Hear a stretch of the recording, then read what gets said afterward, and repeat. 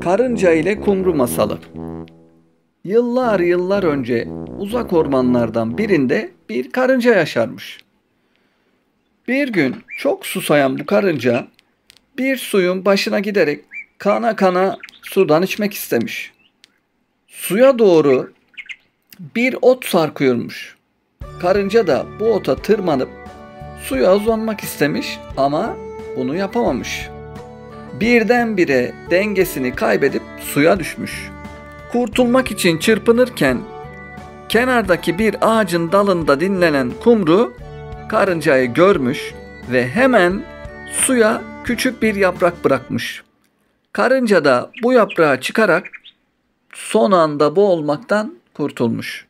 Bu olaydan kısa bir süre sonra bir avcı ormanda ava çıkmış. Kumruyu gören avcı yayını gerip tam kumruyu vuracağı sırada yakınlarda olan karınca hemen avcının bacağına tırmanıp ısırıvermiş. Avcı ne olduğunu anlayamamış. Bacağına bakarken de yaydaki oku rastgele bir yere fırlatmış. Durumu fark eden kumru da kaçıp canını kurtarmış. Böylece karınca kendisine yapılan iyiliği karşılıksız bırakmamış. İyilik yapan iyilik bulur.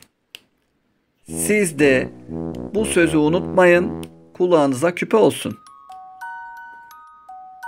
Masalımız da burada bitmiş. Gökten 3 elma düşmüş.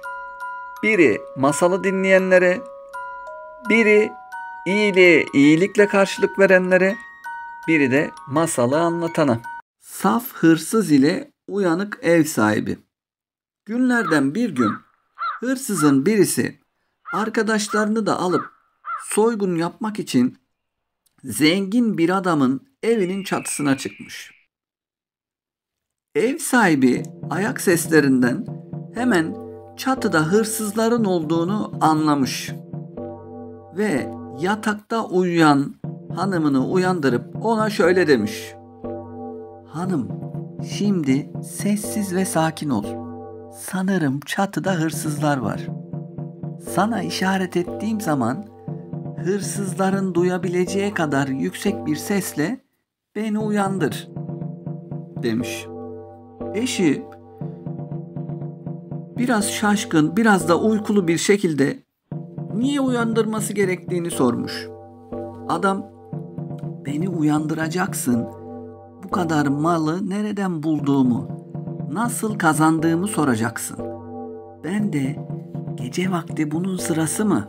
Yat sonra anlatırım diyeceğim. Sen ısrar edeceksin. Daha çok ısrar edeceksin. Tamam mı?" diye karısını tembihlemiş. Bir müddet sonra kadın eşinin işaretiyle onu uyandırmak için seslenmeye başlamış.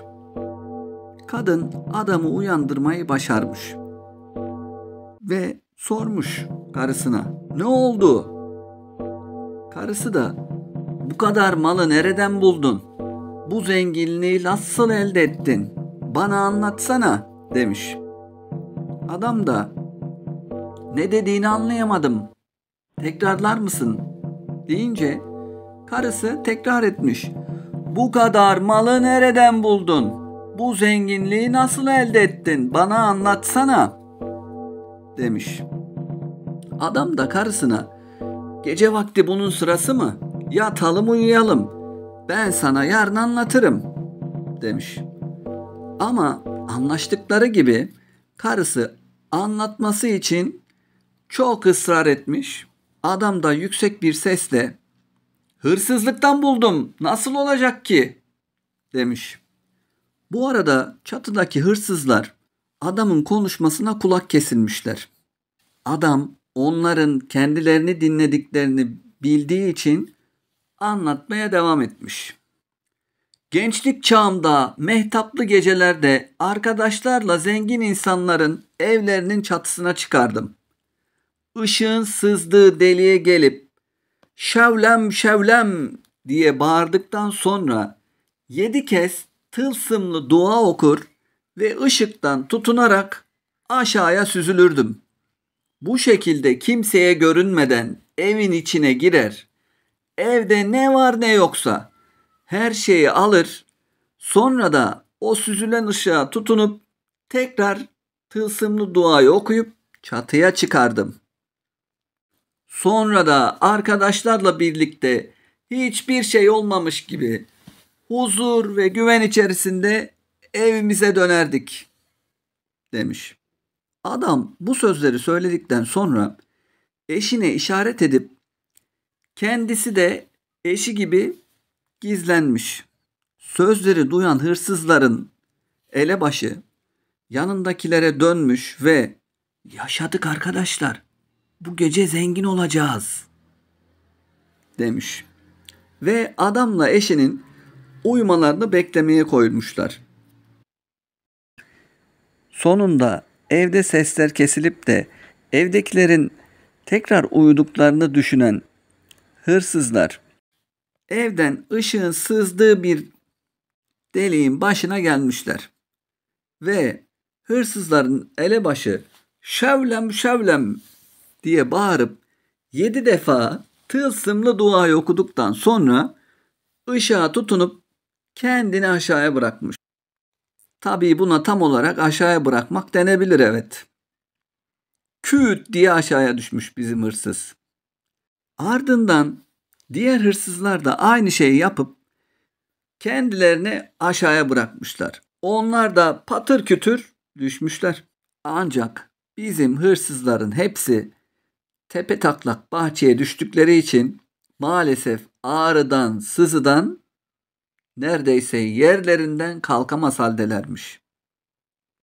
O sırada yatak odasında gizlenen adam ve karısı hırsızların bahçeye düştüğünü anlamışlar ve adam eline büyük bir sopa alıp bahçeye çıkmış ve elindeki sopayla hırsızları bir güzel dövmüş. Ev sahibi yakasından tuttuğu hırsızlardan birine "Kimsin sen?" diye bağırmış. Kafası gözü yaralar bereler içinde olan hırsız zar zor konuşarak "Ben olmayacak bir işin peşine düşen saf ve kanmış bir hırsızım" demiş. Bu masalımız da burada bitmiş. Gökten 3 elma düşmüş. Biri masalı dinleyenlere, biri iyi insanlara, biri de masalı anlatana. Lütfen kanalıma abone olmayı ve videoyu beğenmeyi unutma.